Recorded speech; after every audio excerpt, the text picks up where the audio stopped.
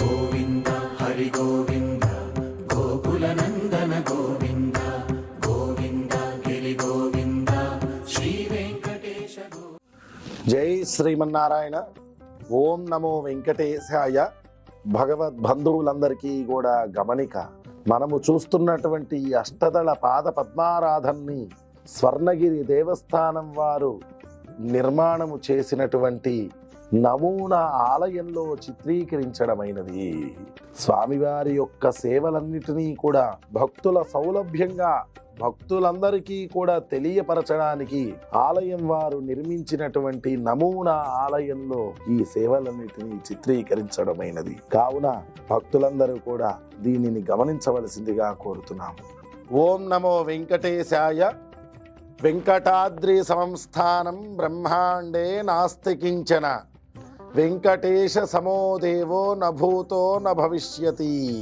ప్రియ భగవద్బంధువులారా, అఖిల భువన జగత్ రక్షకుడు భూలోక వైకుంఠ క్షేత్రనాథుడైనటువంటి ఆ స్వర్ణగిరి వెంకటేశ్వర స్వామివారి యొక్క దేవస్థానంలో స్వామివారికి నిత్యోత్సవాలు, వారోత్సవాలు, పక్షోత్సవాలు, మాసోత్సవాలు, సంవత్సరోత్సవాది వివిధ ఉత్సవాలు ఎన్నో మనము చేసుకుంటూ వస్తూ ఉన్నాము. వాటిల్లో భాగంగా ఆ శ్రీనివాసుడు యొక్క పాద పద్మములకు జరిగేటువంటి మహత్తరమైనటువంటి సేవే అష్టదళ పాద పద్మారాధన అని చెప్పారు మనకు.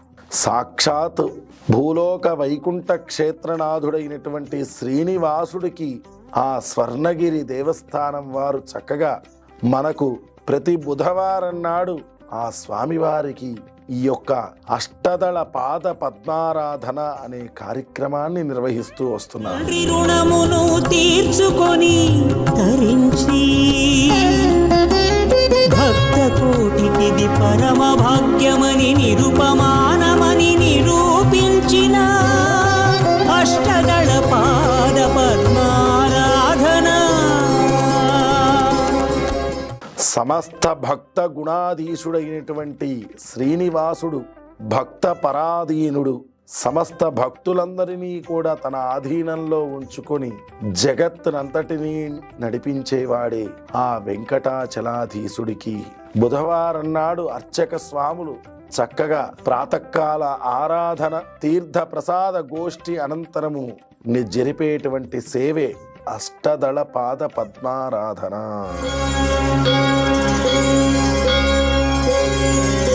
అలవైకుంఠము వీడి ఇల వెంకటగిరి అడుగిడి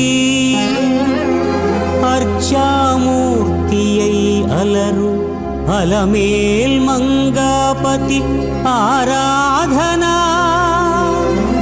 అష్టదళ పాద పద్మారాధన.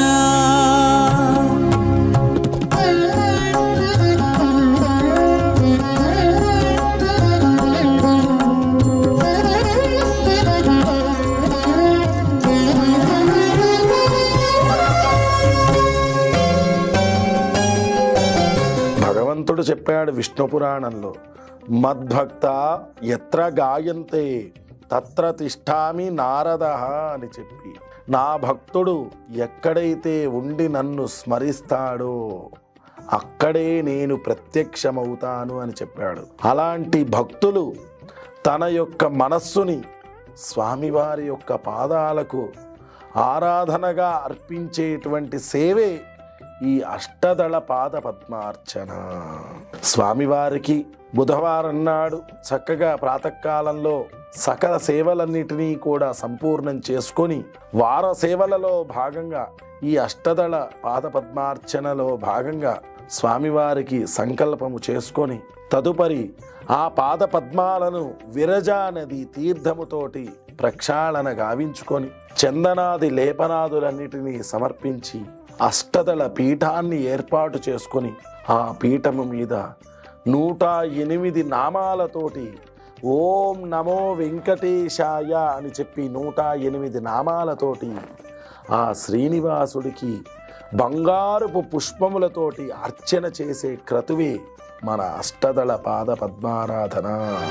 బ్రహ్మ కడిగిన పాదము బ్రహ్మము తానెని పాదము బ్రహ్మ కడిగిన పాదము.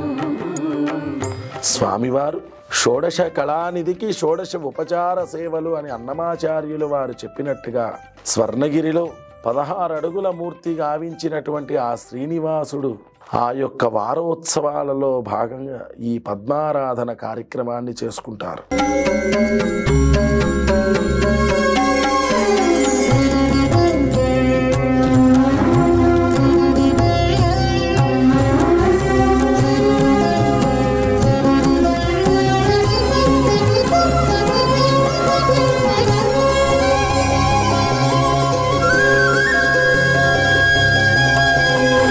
నారాయణుని నాభికమలమున ప్రభవించిన బ్రహ్మ అష్టోత్తర శతనామాంకితముల అష్టదళ హేమ పద్మముల అమిత భక్తితో శ్రీపతి పదముల నర్చిల్చి తన తండ్రి రుణమును తీర్చుకొని తరించి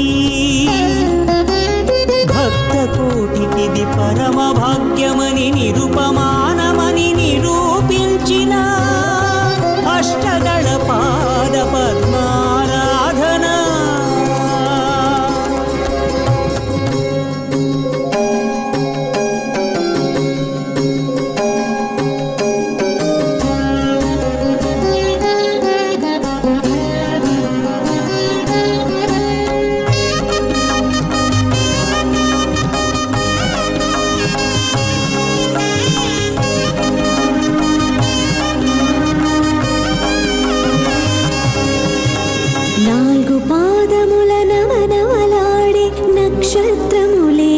కలియుగ బ్రహ్మాండ నాయకుడు ఆది మధ్యాంతరహితుడైనటువంటి శ్రీనివాసుడికి ఈ యొక్క కార్యక్రమాన్ని వైభవంగా దగద్దగమానంగా అర్చక స్వాములు నిర్వహిస్తూ ఉంటారట. ఈ సమయంలో సమస్త భక్తులందరూ కూడా ఆ శ్రీనివాసుడిని దర్శనం చేసుకొని పునర్జన్మన విద్యతే అన్నట్టుగా ఆ శ్రీనివాసుడి పాదార చెంత ఉంటారు అని చెప్పి మనకు ఈ యొక్క ఆగమ శాస్త్రం తెలియచేస్తున్నది.